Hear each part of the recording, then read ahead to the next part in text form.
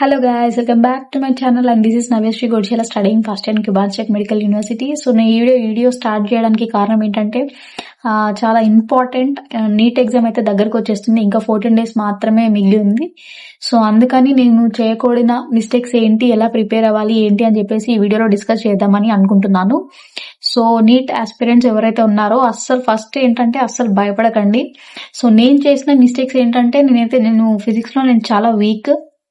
So ఆ bits practice చేసుకుని అంటే లాస్ట్ మూమెంట్ లో కూడా నేను దానికి ఎక్కువ టైం స్పెండ్ చేసి బిట్స్ ప్రాక్టీస్ చేసుకుని చాలా టైం వేస్ట్ చేశాను. అండ్ సెకండ్ థింగ్ ఏంటంటే నాకు చాలా టెన్షన్, అంటే ఎవరికైనా టెన్షన్ ఉంటుంది. ఎందుకంటే ఎగ్జామ్ దగ్గరకు వస్తున్న కొద్దీ చాలా టెన్షన్ అనేది స్టార్ట్ అవుతుంది. చాలా భయపడతాం, చాలా స్ట్రెస్ గా ఫీల్ అవుతాం. మెయిన్ ఇంపార్టెంట్ ఏంటంటే న్యూ చాప్టర్స్ మాత్రం అస్సలు టచ్ చేయకండి. ఎందుకంటే మనకి ఇప్పుడు అంత టైం లేదు. నేను చేసిన బిగ్ మిస్టేక్ అది.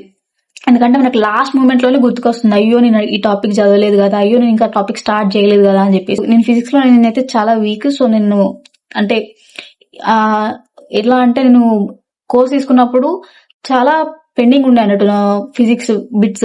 సో నేను ఏం చేశాను అంటే లాస్ట్ మూమెంట్ లో చేస్తా కదా అని చెప్పేసి సో బిట్స్ ప్రాక్టీస్ చేయడం చాలా టైం వేస్ట్ చేస్తాను. So chapters new bits new topics అస్సలు స్టార్ట్ చేయొద్దు, అంటే అస్సలు టచ్ చేయకండి.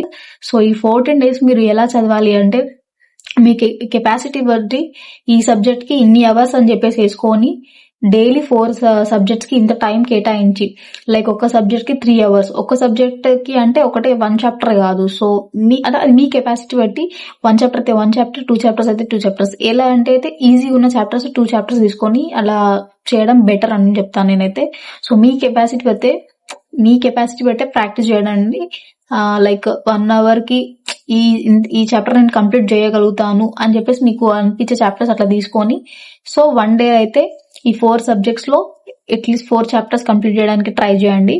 అండ్ తర్వాత ఈ 4 subjects అట్లా చదివాక లాస్ట్ కి బిట్స్ చేయడం మాత్రం చాలా ఇంపార్టెంట్. అండ్ బిట్స్ చేస్తూ అలారం ఇంకా చాలా ఇంపార్టెంట్. ఎందుకంటే మనం అక్కడ నీట్ ఎగ్జామ్ లో ఇంకా నాకు ఫిజిక్స్ 3 bits ఉన్నాయి, 4 bits ఉన్నాయి అంటే అక్కడ వాళ్ళు ఒప్పుకోరు, డైరెక్ట్ పేపర్ లాగేసుకుని వెళ్ళిపోతారు. సో అందుకని బిట్స్ చేసుకున్నప్పుడు అలారం అయితే చాలా ఇంపార్టెంట్. ఎందుకంటే మీకు కూడా తెలుస్తుంది, ఈ 14 days మీరు ఇట్లా ప్రాక్టీస్ చేశారనుకోండి అక్కడ ఎగ్జామ్ లో కూడా మీకు కొంచెం అలవాటు అయిపోతుంది. ఇంత టైంలో నేను చేస్తాను అని చెప్పేసి నమ్మకం కూడా మీకు వస్తుంది.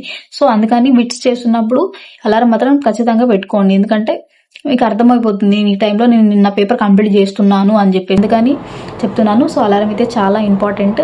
న్యూ టాపిక్స్ అయితే ఈ 14 days ఉన్నాయి కదా అని చెప్పేసి అనుకోకండి. 14 days మీకు ఏదైతే వచ్చో అదే రికాల్ చేయడానికి ట్రై చేయండి. సో అస్సలు న్యూ చాప్టర్స్ న్యూ టాపిక్స్ మాత్రం అస్సలు ముట్టద్దు. ఫిజిక్స్ అయినా కెమిస్ట్రీ అయినా ఏదైనా. ఎందుకంటే ఇంకా ఫిజిక్స్ కెమిస్ట్రీలో ముడితే మాత్రం చాలా ఫార్ములాస్ ఉంటాయి, మనం మళ్ళీ బిట్స్ చేయాలి, దానికి చాలా టైం వేస్ట్ అవుతుంది. రీకాల్ చేయండి, మీకు ఏవైతే వచ్చో అవే రీకాల్ చేయండి, అవే బిట్స్ ప్రాక్టీస్ చేయండి. అది చాలా హెల్ప్ఫుల్ గా అవుతుంది మీకే. అండ్ నెక్స్ట్ వెయిటేజ్ ఏదైతే ఉన్న చాప్టర్స్ చూసుకోండి, మీకు తెలుస్తుంటుంది ఈ చాప్టర్ లోకి ఇన్ని క్వశ్చన్స్ వస్తాయని చెప్పేసి. సో మోర్ వెయిటేజ్, ఎక్కువ ఏ చాప్టర్ లో వెయిటేజ్ ఉందో దానిపైన ఫోకస్ చేయండి. ప్రీవియస్ పేపర్స్ కూడా ట్రై చేయండి, సాల్వ్ చేయడానికి ట్రై చేయండి. ఎందుకంటే అందులోకి క్వశ్చన్స్ రావచ్చు, రాకపోయినా కూడా మీకు ఐడియా ఉంటుంది, అంటే నేను ఈ క్వశ్చన్ పేపర్ నేను చేస్తున్నాను లేదా, ఈ పేపర్ మీరు సాల్వ్ చేస్తే అంతే, ఇంకా మీరు నీట్ అయిపోయినట్టే. సో అందుకని చెప్తున్నాను, ప్రీవియస్ చాప్టర్స్ కూడా మంచిగా ప్రాక్టీస్ చేయండి, మంచిగా సాల్వ్ చేయండి.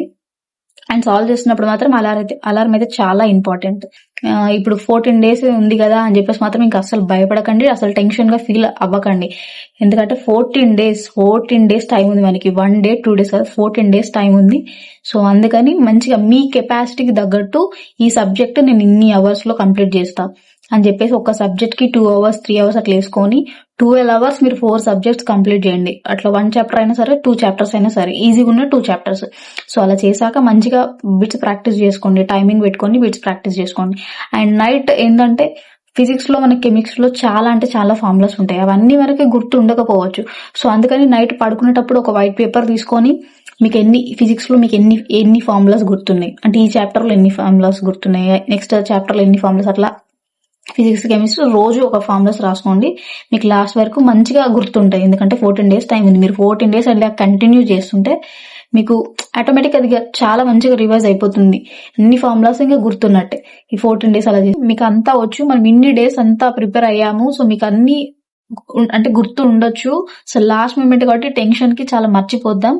సో మీరైతే చాలా అంటే చాలా బాగా ప్రిపేర్ అయ్యారు ఇన్ని డేస్. అండ్ నెక్స్ట్ ఇంకా ఏంటంటే, సో ఫస్ట్ అయితే టెన్షన్ అస్సలు పడకండి. మీకైతే అంతా వచ్చు, నాకు ఇంకా ఏది రాదు అని చెప్పేసి అంత కన్ఫ్యూజ్ టెన్షన్ కి మనకు అట్లా అనిపిస్తుంది అంతే. సో మనమైతే అంతా చదువుకున్నాం, మీరైతే అంతా చదివారు ఇన్ని డేస్. సో మంచిగా రికాల్ చేయండి 14 డేస్ మీ కెపాసిటీ గట్టు టైమింగ్ వేసుకొని సబ్జెక్ట్స్ కి మంచిగా కంప్లీట్ చేసి బిట్స్ ప్రాక్టీస్ చేస్తూ అండ్ ప్రీవియస్ క్వశ్చన్ పేపర్స్ అయితే సాల్వ్ చేయడానికి చాలా ట్రై చేయండి. అండ్ ఇంకా వెయిటేజ్ అయితే ఎక్కువ ఉన్న చాప్టర్స్ అయితే ఫోకస్ చేయండి. అండ్ ఇంకా అస్సలు ఫీల్ అవ్వద్దు, ఇంకా 14 డేస్ టైం ఉంది అని చెప్పేసి అనుకొని మంచిగా చదివి ఆ పేపర్ అందరు కూడా మంచిగా రాస్తారని అనుకుంటున్నాను. So best of luck to the all neat aspirants. Thanks for watching.